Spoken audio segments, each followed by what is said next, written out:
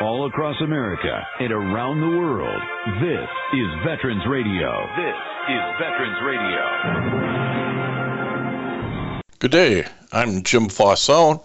I'm the officer of the deck today here on Veterans Radio, and thanks for joining us. We've got some interesting stories for you. We always want to remind you you can find more about Veterans Radio at its Facebook site or at the web, veteransradio.org, where we're on the web 24/7. You can find a lot of our podcasts there as well. We post new ones every Tuesday, so you can get a new story, a new interview, something you didn't know before by going to veteransradio.org. And before we get started, we want to thank our sponsors. First up, we want to thank National Veteran Business Development Council, nvbdc.org.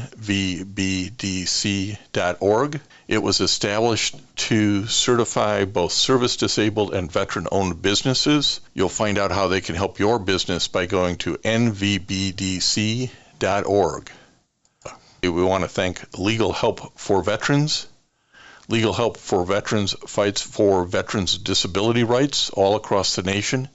You can reach them at 800-693-4800 or on the web at legalhelpforveterans.com. And finally, PuroClean. PuroClean is the paramedics of property damage. It provides water damage remediation, flood water removal, fire and smoke damage remediation, mold removal, biohazard cleanup. It also has a focus on veteran franchisees. You can learn more about them by going to puroclean.com. So this is a story about a Medal of Honor recipient from Vietnam that I think you'll find of interest. We always like telling these stories of these American heroes. So enjoy this one on Medal of Honor recipient Brian Thacker. All right. Welcome back, everyone, to the Deep Dive. We're diving into a story today. The story of First Lieutenant Brian Miles Thacker. Wow. So March 31st, 1971, actions that earned him the Medal of Honor. Big day. Yeah, a big day for sure. And we got a whole collection of sources here. We really want to dig deep into like what happened that day, who Thacker was as a person, and the lasting impact of this like incredible valor. The ripples. The ripples, yeah, exactly.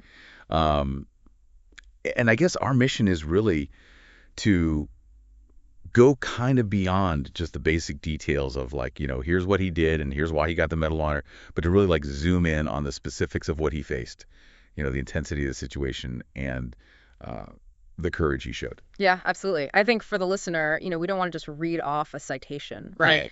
We want to really like put you in the boots on the ground, and really understand the human will that it took to not just survive that, but to thrive and be recognized in that way. Yeah, so to like set the stage for all this, you know, let's start with just like Thacker's background. Yeah. Seems like his journey to that remote fire base in Compton Province like really started way before that. Yeah. You know, shaped by his upbringing and then the realities of the Vietnam War. That's right. So he was the son of a career Air Force officer. So he kind of grew up in that military lifestyle, moving around a lot. Ended up graduating from Weber State College in Utah. And through the ROTC program, he was commissioned as a second lieutenant in 1969. Okay. And the thing that really stood out to me was just how quickly he rose in rank. Yeah. So by the fall of 1970, so just a little over a year after joining the Army, he was already a first lieutenant. Wow, yeah, that's quick. It was great. And the sources don't shy away from like why that happened. There's one quote, I think it really kind of sums it up. Yeah. It says, "The war in Vietnam was going through first and second lieutenants at a rapid rate." Yeah. Really makes you think about the impact on junior officers, you know, in that conflict. Absolutely. And it was a sad reality, right? Like the casualty rate among junior officers was so high that these leadership roles were opening up way faster than they would in peacetime. And I think, you know, thinking about that pressure that puts on the guys that are remaining. Yeah. You know, and I think it might have even contributed to Thacker's actions later on, you know, kind of that no choice but to lead mentality. Right. So after a tour in Germany, which, by the way, he described as like a time to kind of make all his, quote, second lieutenant mistakes. That's good. Yeah. He's transferred to Vietnam in late 1970. All right. So now he's there. Relatively young first lieutenant. By early 71, he's leading a 6-man observation team stationed in Compton Province. So what were they doing there? What was their mission in that area? So they were on a hilltop, and it was a very strategically critical position. Okay. They were there to support the ARVN artillery, the Army of the Republic of Vietnam, the South Vietnamese forces. And their job was basically to observe enemy activity, ID targets, and then direct that artillery fire onto the North Vietnamese Army units that were operating in the valley below. Oh, wow. Really dangerous job, but absolutely vital. Like the eyes for the artillery. I think it's on the target, yeah. Okay, so then comes March 31st. Yeah. This wasn't just some, small firefight. This was a big coordinated offensive. This was huge. Early morning hours, the North Vietnamese launched a huge offensive across a 60-mile front. Oh, wow. And unfortunately, Thacker's little hilltop position known as Fire Base 6 was right in the path of this attack. Ooh, so they basically just woke up to like a huge assault. It was overwhelming, yeah. Heavy machine guns, RPGs, satchel charges, mortars, recoilless rifles, like everything they had. Just like raining down on them? It was an intense barrage. From the get-go, the enemy's intentions were clear. They wanted that fire base. Take no prisoners, take the base type thing. Exactly. Right, so how long did the defense hold up? It's not long. Very quickly, the NVA forces, they breached the perimeter, and then it just turned into brutal hand-to-hand combat. Oh, wow. So, just intense fighting from bunker to bunker, American and ARVN forces just desperately trying to hold their ground. And tragically, 3 of Thacker's 5 men were killed in this initial assault. 3 out of 5. Yeah. I mean, with those kind of losses, that intensity of attack, it must have just felt completely hopeless. It would be easy to just give up in that moment, but Thacker didn't. So what did he do? He immediately tried to rally the remaining forces, called in air support, tried to do everything he could. Wow. It's incredible. So even while they're getting just hammered, he's still trying to fight back, protect whoever's left. Yeah, he took initiative. He called for air support, hoping to kind of disrupt the enemy advance and give his team a little bit of breathing room. Did it work? Well, 2 U.S. helicopters tried to come to their aid, but they were shot down. Yeah, it was a huge blow. Both helicopters were hit, and to make matters worse, the surviving crew members actually joined Thacker's team on the ground. So now even more people to try and protect. Exactly. The situation just became even more desperate. So at this point, defenses are gone, heavy casualties, rescue attempts failing. I mean, what can you even do in that situation? Thacker made the call to withdraw, to try and reach Fire Base 6, which was 6 miles away. 6 miles? 6 miles through enemy territory. Oh, wow. It was a risky move for sure, but staying put meant certain death. Yeah, I mean, 6 miles, you're right. That's a tough call, but probably the right call. But, I mean, that's where Thacker's actions go. Yeah. Like, way beyond, just doing your duty. He didn't just order the retreat. He stayed behind to cover them, right? He did. He stayed there exposed, laying down fire so his men could escape. Wow. I mean, talk about selfless. Yeah, complete disregard for his own safety. That's what the Medal of Honor citation says. Bought precious time for his comrades to get out of that immediate kill zone. So he's covering the retreat. But then he does something even more incredible. Yeah. He called in artillery fire on his own position. It's hard to even fathom, right? Yeah, I can't imagine making that decision. Like what went through his mind at that moment? Later he said, the only coordinates that I could give the firing battery that were valid were the coordinates of my own position. Wow. So he knew what he was doing. He knew the risk. But he also knew it was the best way to disrupt the enemy, to buy his men more time. So this wasn't just a tactical decision. It was almost like an acceptance. Like, okay, I'm putting it all on the line here. Yeah, it speaks to a deep sense of duty, the bonds he had with his men. He was willing to sacrifice himself for them. And what happened next? Well, with all the chaos of the artillery, Thacker got cut off from the rest of the friendly forces. So he's alone now, behind enemy lines. Wounded, exhausted, he managed to find cover in a bamboo thicket. And he just stayed there. For 8 days. 8 days. With no food or water. Nothing. He was completely alone, constantly having to hide, listening for enemy patrols. He talked about hearing them signaling nearby. He even got strafed by friendly fire at one point. Oh, wow.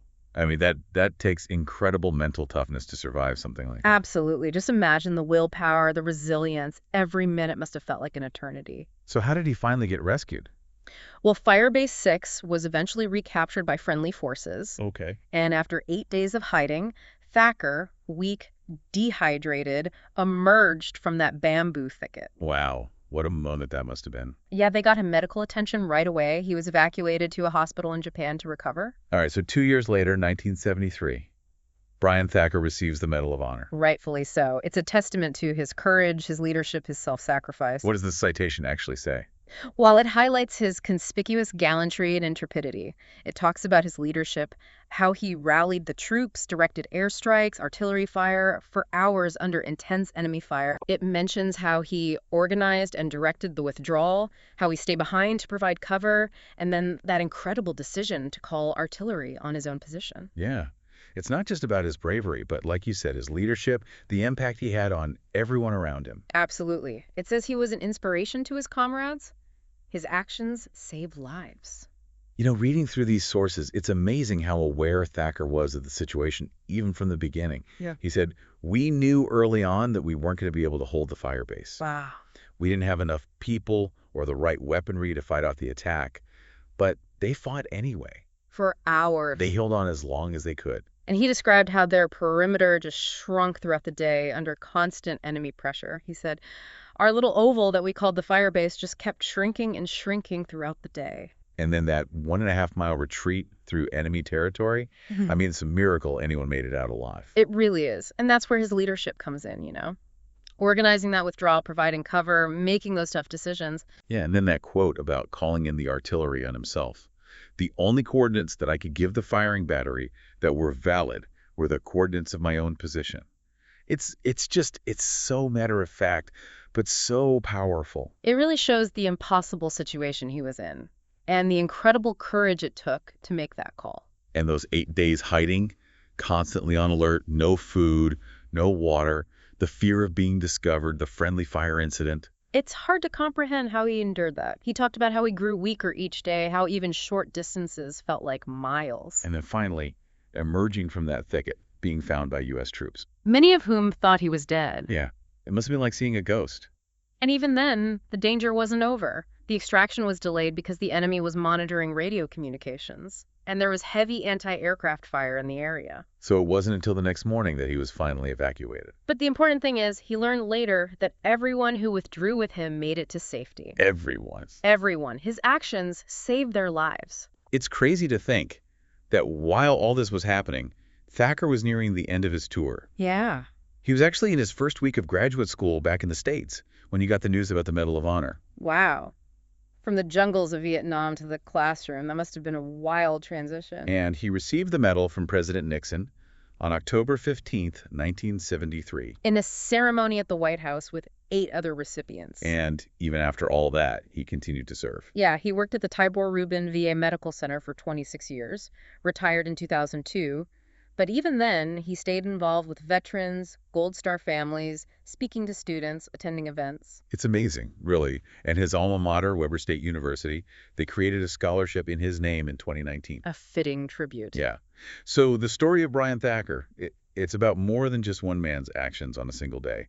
It's about courage, leadership, self-sacrifice. It's about the human spirit's ability to endure, to overcome, even in the face of unimaginable adversity. It makes you think. You know, when you consider what he went through, those split-second decisions he had to make, the physical and mental toll of those 8 days in hiding, what does it tell us about courage, about the bonds forged in combat? Those are big questions. Big questions. And I think it's worth thinking about those questions long after we're done with this deep dive. Yeah, I agree. And I think it's worth checking out the stories of other Medal of Honor recipients. Yeah. And learning more about the Vietnam War and all the sacrifices that were made. There are countless stories out there of bravery and resilience that deserve to be remembered. Absolutely. So dive in, explore, and never forget the courage of those who served. That's it for this deep dive. Until next time. And I want to thank everybody for listening to Veterans Radio today. I am Jim Fausone. It's been a pleasure to be your host. I'm a veterans disability lawyer at Legal Help for Veterans, and you can reach us at 800-693-4800 or legalhelpforveterans.com on the web. You can follow Veterans Radio on Facebook and listen to its podcasts and internet radio shows by visiting us at veteransradio.org. That's veteransradio.org. We again want to thank our National sponsors, the National Veterans Business Development Council, nvbdc.org. Legal Help for Veterans, a veterans disability law firm with a national practice before the VA. Can help you on your claims and your appeals. It can be reached at legalhelpforveterans.com or 1-800-693-4800. And PuroClean, a leader in property emergency services.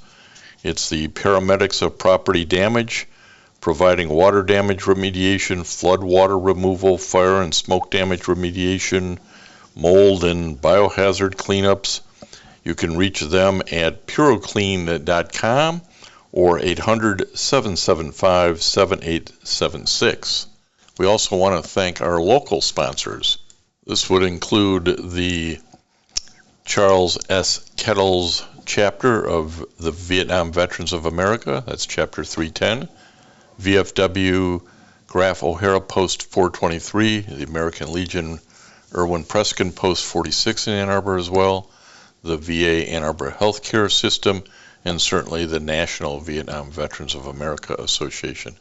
You can be a sponsor by going to veteransradio.org, clicking on the About Us and our sponsors, and help us out. Keep this program alive for the 21 and 22 years. Keep us going for another 20. Thank you.